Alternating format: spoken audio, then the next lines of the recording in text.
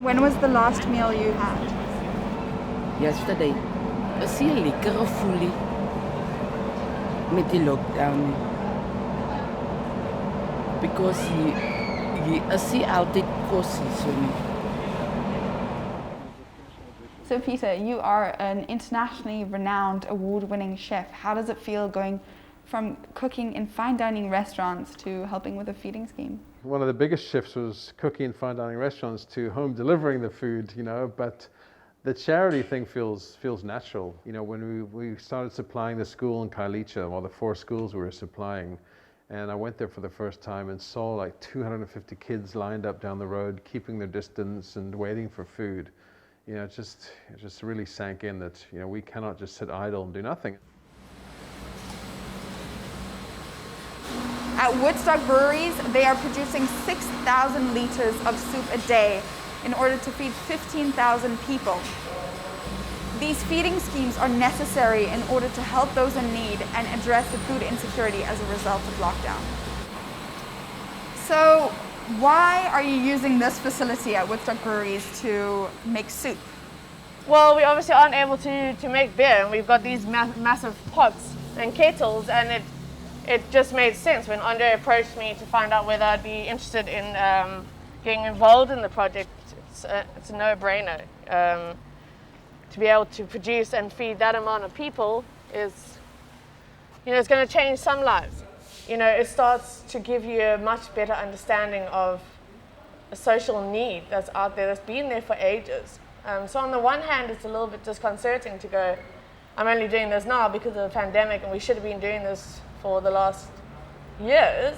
And now you're going, well, we don't have access to be drinking out and dining and whatever, and we're doing this, and it starts to make you think a little bit about our necessities and what we think we need to prioritize. And on average, a meal in your restaurant, how much would that cost in comparison to the average cost of a meal that you're making here? An average main course would probably, would probably feed about 150 people. So now, what's the meal for today that you're distributing? Today we've got vegetables, which we've got onion, baby marrow, butternut, and soya mince, and then we have the noodles. So that's for today. What sparked the initiative to start a feeding scheme? We were sitting at home, and we just thought, geez, how can we make a difference? And we realized, together we can make a difference. And the most important thing is we're cooking with compassion and nutrition, which is so important. And everyone thinks that you need to travel to distant places to actually help people, where there's so many people on your doorstep that really needs it. And that's why we said, no, we're going to keep it as part of our curriculum.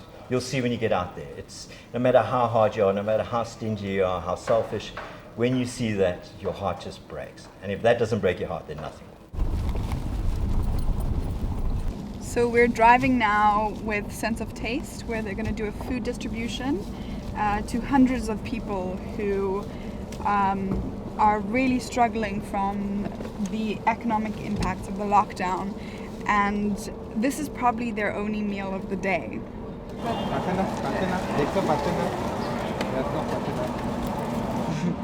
don't know what's going to happen, if we're going to survive this thing or what. Have you received any government food parcels?